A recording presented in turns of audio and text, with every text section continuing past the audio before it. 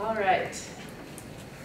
A couple of weeks ago, in the midst of a superbly planned lesson on caption writing, news completely hijacked my ninth grade journalism class. Hey, Ms. Carolee, did you hear about Carson King? Now, I don't have cable or dish, and I am not really a football fan. And while I am a graduate of the University of Iowa, I usually secretly root for Iowa State in this overhyped interstate rivalry because, to me, it seems a sure sign of Iowa's mixed up fiscal priorities when a football coach is the highest paid state employee. I am not bitter. I am just very opinionated. Nevertheless, yes, I had heard of Carson King. Outrage flows freely through adolescent veins, and in this flash of injustice, they completely hijacked my aforementioned, perfectly planned, and soon to be flawlessly delivered lesson on how to write captions for newspaper photographs. Instead, we embarked on a discussion of journalistic ethics and the seamy side of social media. Just in case any of you were so immersed in your own doctoral research and missed this story, during ESPN Game Day coverage of the Iowa State football game, Carson King held up a sign asking for donations to replenish his Busch Light beer supply. The 25-year-old Iowa State fan intended it as a joke, but to King's surprise, people began to donate to his Venmo account.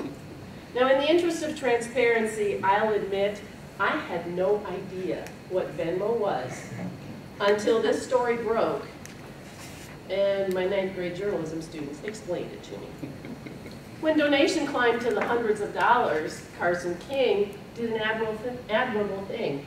He jumped ship from his Iowa State allegiance and decided to donate the money to the University of Iowa State Family Children's Hospital. Soon his fundraiser went viral, and journalists across all media platforms had a field day with this story.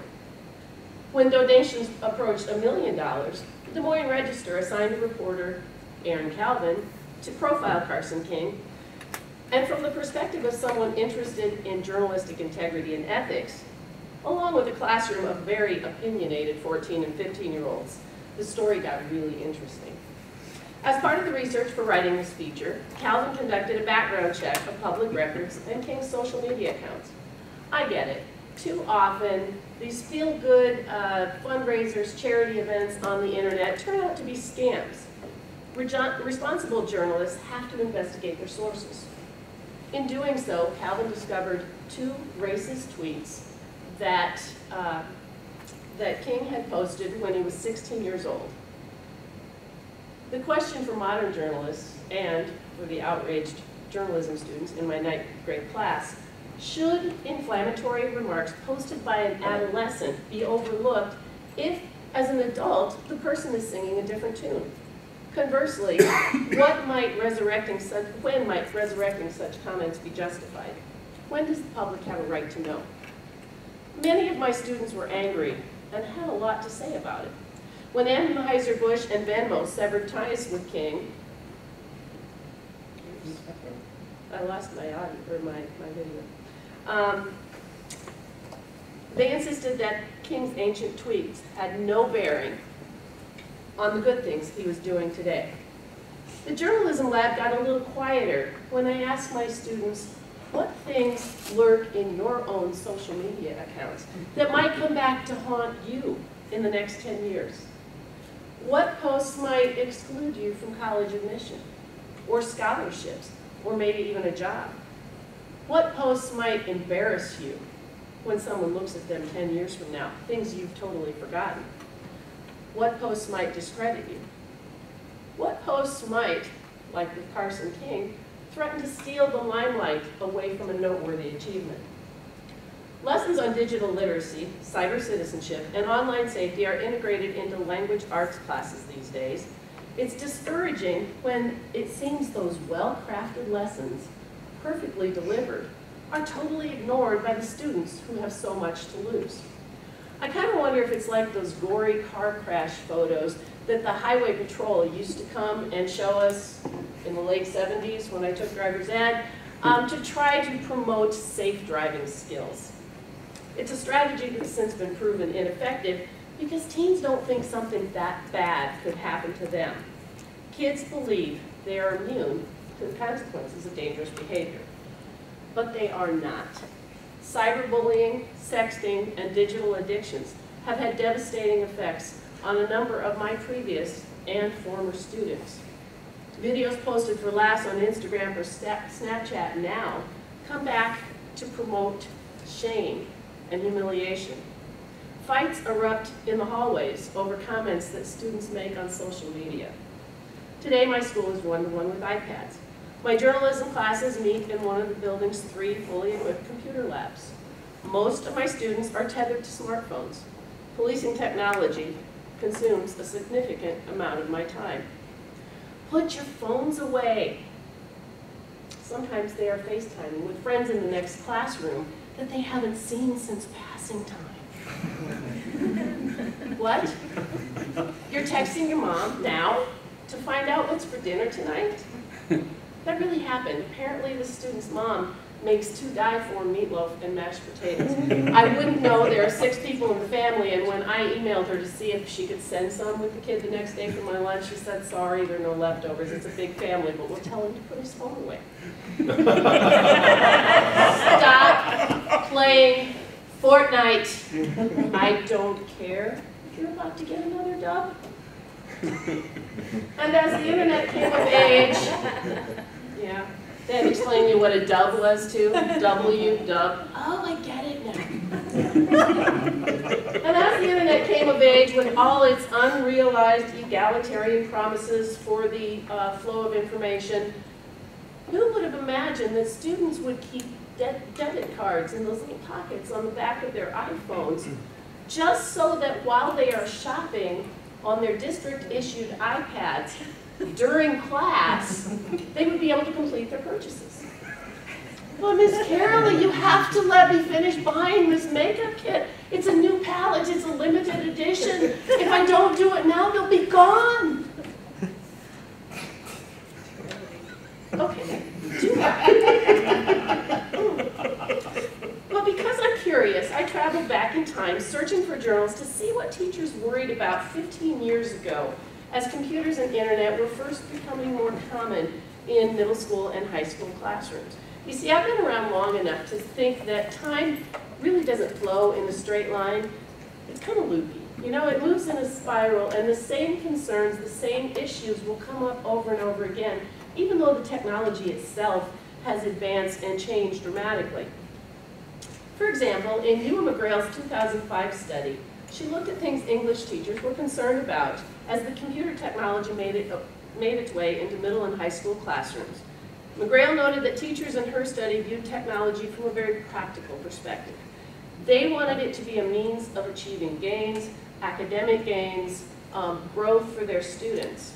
15 years ago, teachers saw technology integration as secondary rather than a primary goal. Would their standardized test scores go up? Would they master the subject matter better aided by technology? McGrail also found that this practical perspective was often at odds with researchers, legislators, and administrators who saw technology as the ultimate goal in itself.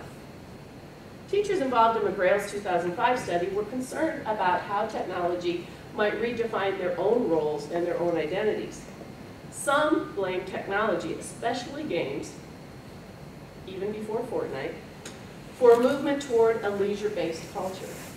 As an aside, that same year, 2005, my oldest daughter enrolled in Central College. I remember sitting through one of the parent orientation sessions where the presenter predicted that a significant percentage of that year's freshman class would not come back in the fall or the spring semester. Largely, mostly, would be boys, and it would largely be because they all of a sudden had all the time they wanted to play games, and nobody standing there saying, honey, turn off the game box, it's time to do your homework. Other participants in McGrail's study feared technology would lead to social alienation and limit personal contact. that students would lose their social skills as they interacted less with people and more with computers, both in and out of school. Does any of that sound familiar? And that was long before digital footprints threatened to follow adolescents into adulthood. Today's kids are learning the hard way that what they post may never go away. They are growing up in a climate where the word cancel has new meaning. According to one of this English teacher's best friends, Merriam-Webster, to cancel someone, sometimes I look in a dictionary instead of asking my students what something means. The word cancel now means to withdraw support, often of a celebrity or another well-known figure, but it could be your classmate, with some inflammatory post. Meredith Clark, a professor at the University of Virginia's Department of Media Studies, explained cancellation as an expression of agency. It's an act of withdrawing from someone whose expression, whether political, artistic, or otherwise, was once welcome or at least tolerated, but no longer is. Cancellation could mean boycotting an actor's movies, a performer's music, or a writer's works. Usually because the person in question expressed an objectionable opinion or conducted themselves in totally inappropriate ways. Being canceled happens when something a person says, does, or posts does not align with the ethical expectations of their audience. However, in Carson King's case, the Register's publication of King's offensive adolescent tweets did not cancel him. Instead, it fueled a backlash against the newspaper and its reporter. As the story progressed, that cancellation culture then resurfaced with pictures of when he posted with our governor, who does have in her history some drunk driving offenses. Once again, those things and the past come up to haunt people. According to the September 27th Washington Post, online vitriol quickly built against the Register and Aaron Calvin. Even before the Register published its largely positive profile of King, critics were upset with Calvin for surfacing old tweets, and they dug into the reporter's own timeline and found troubling posts that mocked same-sex marriage, made light of abuse against women, and used racial slurs. The Des Moines police monitored threats against the Register and against Calvin, who deleted his old tweets, apologized, and locked his Twitter account. As King's fundraiser approached $3 million, my students kept me posted on the details just in case I wasn't paying attention, and were thrilled to share the news that Calvin finally was fired for his own offensive posts. He deserved it, they insisted. One girl showed me a t-shirt her aunt designed for the September 30th concert in Clive that would bring King's fundraiser to a close. Profits from the t-shirt. Follow the links on Twitter and Facebook to get yourself one, Miss Caroline. We're going to the fundraiser. I did not teach my students the word schadenfreude, but maybe I should have, because their sense of pleasure over Calvin's misfortune was palpable. I can only wonder someday when someone digs into their work, their tweets, their social media, if this incident will come to mind. I hope the revenge factor doesn't undermine our discussion's proactive takeaways of being aware of your digital presence and its long-lasting implications. Students today have more technological resources at their fingertips than teachers in McGrail's 2005 study might have imagined. The rapidly evolving nature of technology raises concern over the dangers students face in cyberspace, dangers that are evolving as rapidly as the technology itself. According to a 2016 study, Lisa Jones and Kimberly Mitchell published in New Media and Society, education efforts in response to internet risks are, to date, largely unsuccessful in promoting safe behavior and responsible online use, and largely unsuccessful in reducing cyberbullying because they focus totally on the consequences of bad behavior. Research has shown, they said, that fear-based approaches are not effective public health strategies. Instead, the authors recommend emerging trends that emphasize digital leadership, digital citizenship, through practicing respectful online behavior that fosters investment in and engagement with the community. So where does this leave us? In his piece, Digital Citizenship Means Character Education for the Digital Age, Jackson Oler emphasizes the importance of engaging students and adults together in meaningful conversations about living digital lifestyles that are informed, safe, and healthy.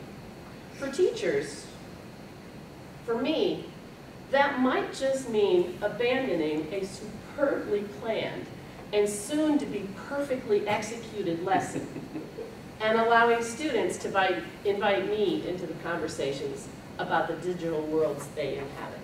Thank you.